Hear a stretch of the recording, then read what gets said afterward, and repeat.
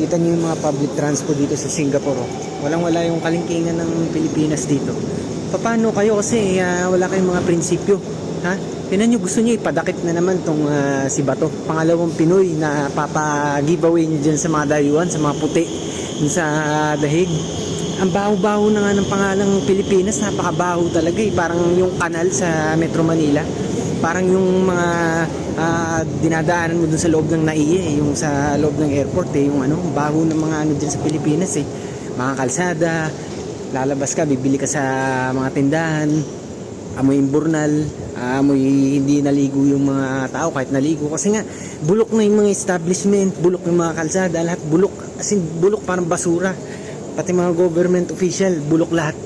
Ngayon, anong hinihintay nyo na hindi pa rin kayo susuporta kay Senator Bato?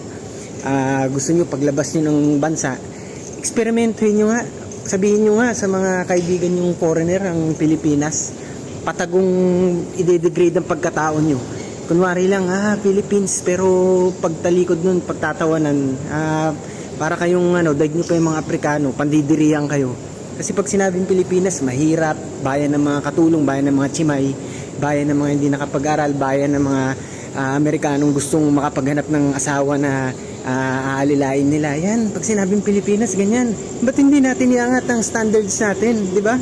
Gusto nyo mabalita, pangalawang Pinoy sa CNN o BBC na giveaway lang. Samantalang sila Putin, Netanyahu, yan hindi ma-touch ng ng ICC. Ha? Parang soberanya natin ang ginigive up natin nun. Ang hinahina naman natin, di ba?